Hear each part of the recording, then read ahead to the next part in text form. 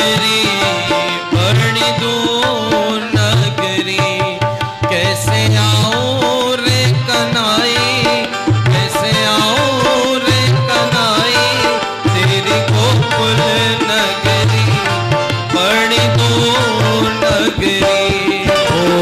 दूर नगरी बड़ी दूर नगरी, दूर नगरी बड़ी दूर नगरी।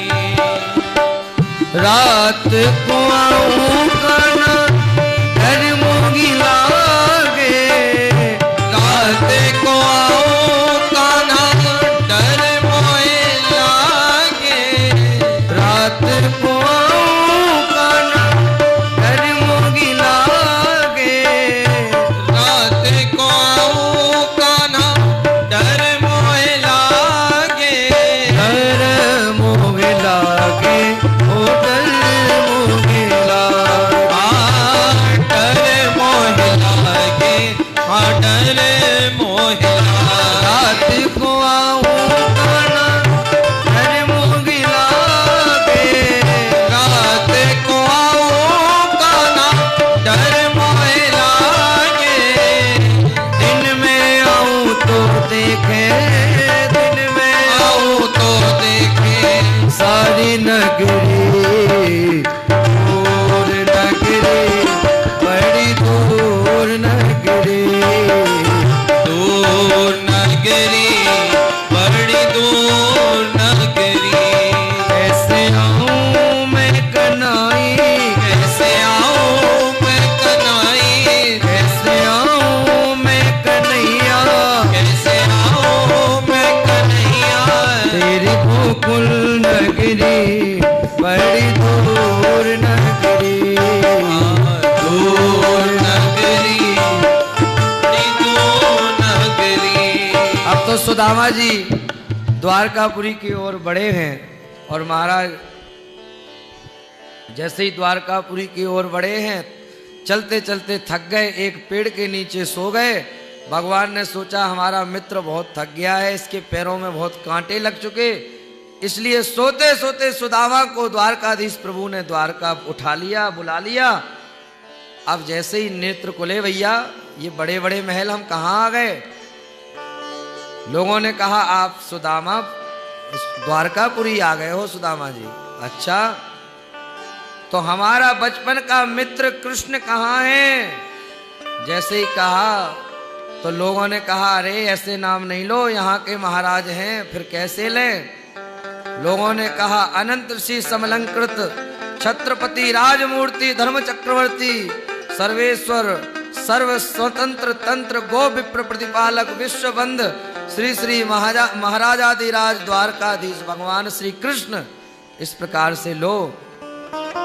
सुदामा जी बोले भैया तुम्हारे लिए राजाधिराज होंगे, पर हमारे तो बचपन के मित्र हैं। कहा अच्छा। देखिए सुदामा जी को देख करके सबसे पहले द्वारपालों ने ब्राह्मण का वेश देख करके प्रणाम किया सुदामा जी को कि प्रणाम, क्योंकि भगवान के दरबार में संतों का ब्राह्मणों का बहुत आदर था। प्रणाम किया और कहा महाराज आप यहीं विराजो, तब तक हम देख करके आते हैं। प्रभु कहीं आवश्यक काम में तो नहीं बैठे, हम उनको आपका संदेश सुना करके आते हैं। और द्वारपाल भगवान के पास गए। भगवान किसी बहुत आवश्यक मीटिंग की मंत्रणा कर रहे थे। सब पूरा मंत्रिमंडल और द्वारकापुरी के विशेष विशेष लोग बैठे हैं।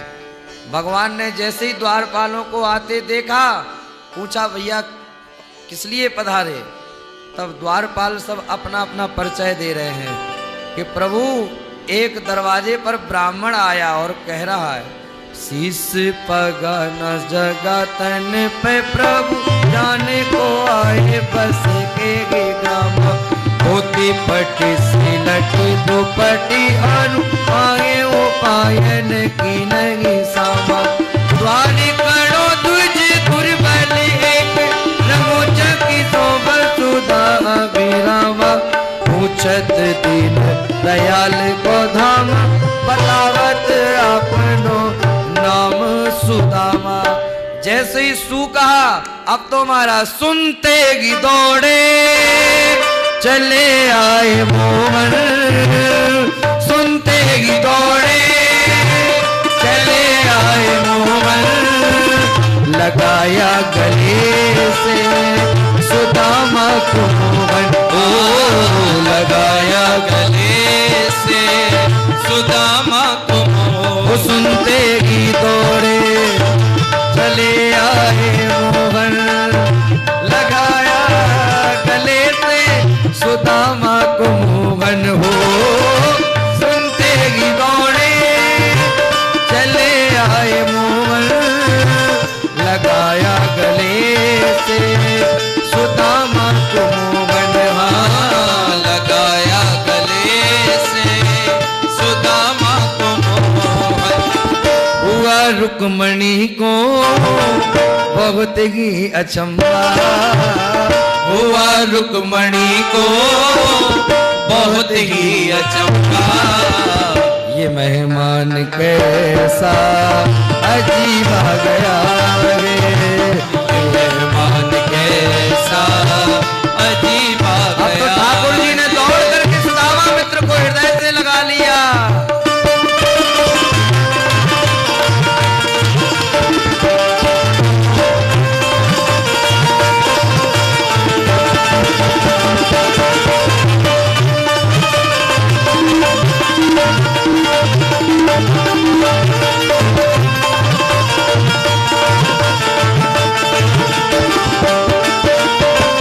बराबर में अपने सुदामा बैठाए, बराबर में अपने सुदामा बैठाए, चरण आंसुओं से श्याम ने दुलाए, चरण आंसुओं से श्याम ने दुलाए, बराबर में अपने सुदामा बैठाए, चरण आंसुओं से श्याम ने दुलाए हो, बराबर में अपने सुदामा बैठाए, चरण आंसुओं से श्याम ने दुलाए, चरण आंसुओं से श्याम ने दुलाए। न घबराओ प्यारे जरा तुम सुदामा, न घबराओ प्यारे जरा तुम सुदामा, खुशी का समा तेरे करीब आ गया है, खुशी का समा फिर करीब आ गया है। अरे द्वार पालो कन्हैया से कह दो, अरे द्वार पालो कन्हैया से कह दो, कि मिलने सुदामा करीब आ गया है, इधर पे सुदामा करीब आ गया है, कि मिलने सुदामा करीब आ गया। सुदामा जी को अपने हृदय से लगा करके द्वारकाधीश प्रभु लाए और अपने सिंहासन पर विराजमान कर दिया। रुक्मणी सत्यभामा आदि आदि रानियों से कहा जल्दी दौड़ करके पूजा का थाल लाओ। जब तक रुक्मणी जी सत्यभामा पूजा की थाली लेकर के आते तब तक ठाकुर जी ने सुदामा मित्र की स्थिति को देख करके भगवान इतना रोए कि हाल बिहाल विवायन ते पद कंटक जाल लगे पुन जोए, आए महादुख पाए सखा तुम आए इते न किते दिन खोए।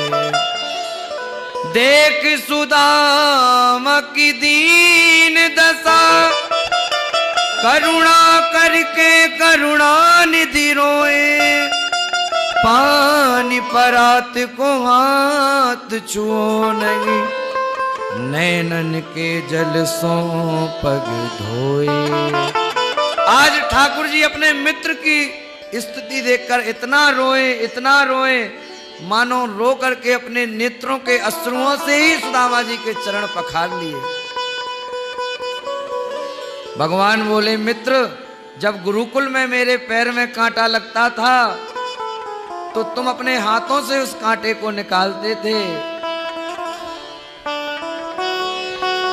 पर आज तुम्हारे पैरों के कांटों को मैं अपने मुख से निकालूंगा। भगवान अपने मुख से सुदामा के पैरों के कांटों को निकालते और चरण धो करके चरणामृत पान करते। अब तो सुदामा जी बड़े प्रसन्न होते हैं मित्र से मिलकर। दो बचपन के मित्र मिले तो बचपन की यादें ताजा हो जाती हैं। भगवान बोले, अरे मित्र, तुम बचपन से ही साधु स्वभाव में रहने वाले हो, संत भाव में रहते हो, तुमने विवाह किया कि नहीं? सुदामा जी बोले, मित्र क्या बताएं, हमारा तो बिल्कुल मन नहीं था, पर माता पिता नहीं माने, एक ब्राह्मणी के संग विवाह कर दिया। जैसे ही कहा कि विवाह हो गया, भगवान बोले, अरे मित्र, विवाह कर लिया और हमको बुलाया तक नहीं। सुदामा जी ने कहा, मित्र तुम कहाँ राजाधिराज, हम गरीब ब्राह्मण। अरे मित्र, एक बार निमंत्रण तो देते, बुलाते तो हम नहीं आते, तब कहते। आखिर दोनों मित्रों में वार्तालाप हो रही थी। भगवान बोले, अगर विवाह हो गया तो भाभी ने कुछ ना कुछ भेजा जरूर होगा। अब तो सुदामा जी ने सोचा कि कहाँ तो सोने की थाली में पैर धुले गए, 56 प्रकार के भोजन कराए गए, कहाँ राजाधिराज इतने बड़े ठाट, और कहाँ ये फटी हुई पोटली में बंधे हुए चावल हम कैसे दें। देखिए, पहले सब सामने होता था जो था, आज तो पैकिंग का जमाना है महाराज, कुछ भी पैक करके दे आओ, भले ही वस्तु 5 रुपए की हो। एक मामा जी अपने भांजे के जन्मोत्सव में गए और महाराज 6x6 का बॉक्स 10-12 लोग पकड़ के ले गए। लोगों ने कहा कि मामा जी कोई बहुत बड़ी वस्तु लाए हैं अपने भांजे के जन्मदिन में, अब तो सबको देखने को लगे कि जल्दी उत्सव पूरा हो और देखें। जन्मदिन पूरा हुआ, जल्दी खुलवाया लोगों ने, भैया जल्दी खोलो, आखिर क्या लाए मामा जी। जब उस 6x6 के बॉक्स को खोला तो उसके अंदर एक और 4x4 का बॉक्स था। लोगों को लगा मामा जी कोई बहुमूल्य चीज लाए हैं, जल्दी खोलो। जब उस 4x4 के बॉक्स को खोला तो एक और 2x2 का निकला। अरे भैया बहुत जोरदार पैकिंग है, मामा जी कोई बहुत बहुमूल्य चीज लाए हैं भांजे के लिए। लोगों की और उत्सुकता हुई कि जल्दी देखो क्या है। जब उस 4x4 के को खोला तो 2x2, और जब 2x2 के बॉक्स को खोला तो उसमें और 1x1 का निकला। अब तो लोगों को लगा कि महाराज बहुत कोई बहुमूल्य चीज है, जल्दी खोलो इसको। जब उस 1x1 के बॉक्स को खोला तो मामा जी अपने भांजे के लिए 5 रुपए का झुंझुना लेकर के आए थे। लोगों ने कहा, वाह भाई वाह, पैकिंग कितनी जोरदार। तो आज तो पैकिंग का जमाना है, कुछ भी दे आओ पैक करके, और पहले पैकिंग का जमाना नहीं था। सुशीला ने अपनी साड़ी के फटे हुए पल्लू में 4 मुट्ठी चावल बांध कर दिए थे। सुदामा जी शर्म के मारे दे नहीं रहे कि आखिर सोने की थाली में भोजन किया, कहाँ फटी हुई पोटली इनको दें। पर भगवान तो भावग्राही हैं, भाव पर रिश्ते हैं। अपनी कांख में पोटली दाबे थे, छिपाने लगे। जैसे ही छिपाई है भगवान समझ गए और कांख से वह चावलों की पोटली छीन ली और प्रेम के भूखे, प्रेम के तंदुल, प्रेम के भाव से पाने लगे हैं। तंदुल के दानों में दीन का दैन्य दरिद्र चबाने लगे हैं। एक एक मुट्ठी में एक एक लोग सुदामा के भाग्य में आने लगे हैं। त्रिभुवन पति की देख उदारता तीनों भुवन थर्राने लगे। पहली मुट्ठी लेते प्रभु हो, पहली मुट्ठी लेते प्रभु ने स्वर्ग सुदामा के नाम किया है। दूसरी मुट्ठी में पृथ्वी लोक का वैभव मित्र को सौंप दिया। दूसरी मुट्ठी में पृथ्वी लोक का वैभव मित्र को सौंप दिया।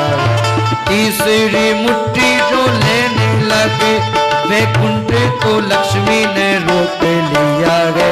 अपना निवास भी दान में दे रहा, कैसा दानी ये मेरा पिया है। अपना निवास भी दान में दे रहा, कैसा दानी ये मेरा पिया है। जैसे ही तीसरी मुट्ठी भगवान खाने लगे, रुक्मिणी जी ने हाथ को पकड़ लिया और कहा प्रभु, लोग भाव देते हैं कि रुक्मिणी जी ने इसलिए हाथ पकड़ा कि दो मुट्ठी में दो लोग दे दिए, तीनों लोग देके स्वयं भिखारी बन जाओगे। ए भाव अच्छा नहीं है भैया। जिनके रोम रोम प्रति ला गई कोटि कोटि ब्रह्मांड, जिनके संकल्प मात्र से करोड़ों ब्रह्मांड प्रकट हो जाए, वो अपने मित्र को अगर दो लोग तीन लोग दे भी दें तो उन पर क्या कमी पड़ती है। रुक्मिणी जी का भाव केवल इतना था कि आप एक भक्त के यहाँ का प्रसाद अकेले ही पालोगे प्रभु, हम सब दास दासियों को नहीं दोगे क्या। सुदामा भक्त के घर का प्रसाद हमको भी मिले, इसलिए रुक्मिणी जी ने हाथ पकड़ा और भगवान ने कहा कि आप तो 16,108 हो, आधा आधा चावल भी नहीं होगा।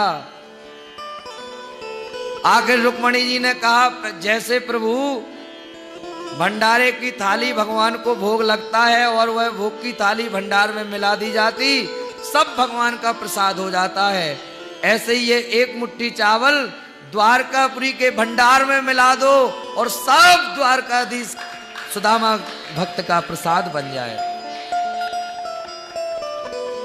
आज सुदामा जी के चावल भंडार में मिलाए गए और प्रत्येक द्वारकापुरी को सुदामा भक्त के घर का प्रसाद मिला।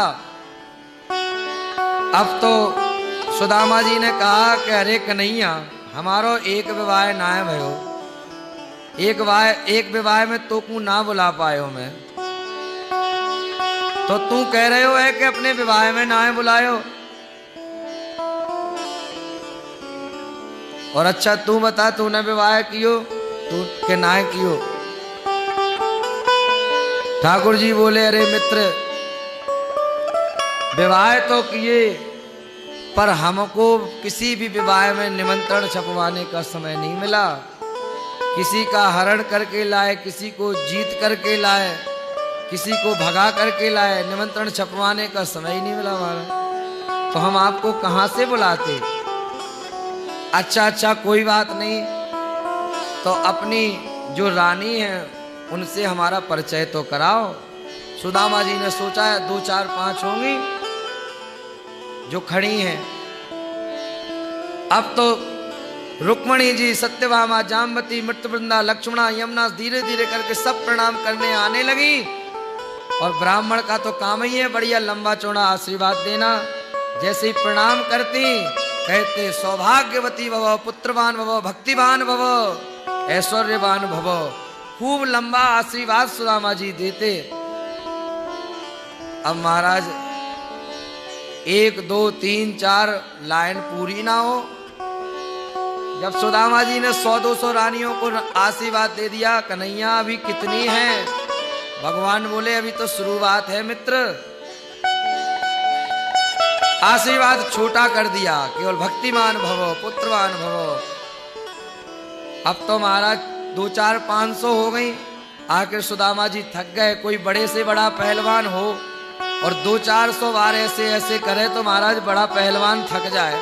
सुदामा जी तो पतले से ब्राह्मण हैं। जब देखा कि महाराज यहाँ तो लाइन ही पूरी नहीं हो रही, जब 1,000 हुई, अरे कन्हैया कितनी है? भगवान बोले अभी शुरुआत है, 16,108 हैं। सुदामा जी ने कहा इतना तो आशीर्वाद देते ही देते अपन पहुंच जाएंगे ऊपर। और सुदामा जी ने कहा अरे कन्हैया ऐसो कर, सबकी जगह तू ही मोकू प्रणाम कर ले, तो को हम आशीर्वाद दे देंगे, सबको आशीर्वाद लग जाएगा। भगवान ने ऐसे ही किया। भगवान ने स्वयं सुदामा जी को प्रणाम किया। सुदामा जी ने ठाकुर जी को आशीर्वाद दिया। और सुदामा जी अग्निहोत्र करने वाले ब्राह्मण हैं, एक रात्रि से ज्यादा कहीं रुकते नहीं थे। सुदामा जी ने ना कुछ मांगा ना भगवान ने कुछ दिया। सुशीला की चाय थी, इसलिए रातों रात द्वारकापुरी की तरह ही कुबेर महाराज ने सुदामापुरी का निर्माण कर दिया। और सुदामा जी अपने कुटिया की ओर बढ़े हैं, वापस भगवान से विदा मांग करके। सुदामा जी महाराज पुनः अपने कुटिया की ओर बढ़े हैं और वापस आए। देखा कि जहां कुटिया थी वहां तो बड़े बड़े महल खड़े हैं। सुदामा मंदिर देख डरे, आखिर हमारी कुटिया कहाँ गई। लोगों से पूछा भैया ये कौन सा नगर है, कहा ये सुदामापुरी। अरे ये तो हमारे ही नाम पे है। तब तक सुशीला की नजर पड़ी कि स्वामी लौट के आ गए। सुशीला दौड़ती हुई आई है, दास दासियां आई हैं पीछे पीछे। सुदामा जी एक बार तो सुशीला को ही नहीं पहचान पाए महाराज। देखा कि दास दासियों के घेरे में चली आ रही कोई राजकुमारी होगी। सुशीला ने प्रणाम किया, सुदामा जी नहीं पहुंच पाए। कौन देवी? अरे स्वामी हमको नहीं पहचाना, मैं सुशीला। हमारे यहाँ रासलीला में कहते हैं जब सुशीला ने कहा मैं सुशीला, तो सुदामा जी ने कहा अरे सुशीला तेरे दो दो चुटीला। अरे कहाँ तो कंघी नहीं थी, बाल काटने को इतनी गरीबी थी, और आज बढ़िया श्रृंगार करके बढ़िया चोटियों को गूंथ के आई है। इतना सब वैभव कहाँ से आया? सुशीला ने कहा सब द्वारकाधीश प्रभु की कृपा है, सब उनकी कृपा से आया। सुदामा जी ने कहा कि हम तो अपनी कुटिया में ही मस्त हैं। और सुदामा जी ने पुनः अपनी कुटिया में ही रह करके भजन किया। सुशीला से कहा आपको धन संपत्ति चाहिए थी, आप वहां रहो, हम तो बस अपने गोविंद का चिंतन करेंगे, भजन करेंगे। और सुदामा जी अपनी उसी परंपरा से रहने लगे। सुदामा भक्त के ऊपर ठाकुर जी ने कृपा की। जैसी सुदामा भक्त की राखी, जैसी सुदामा भक्त के ऊपर कृपा की, ऐसे ही आप सबके ऊपर भी द्वारकाधीश प्रभु कृपा करें।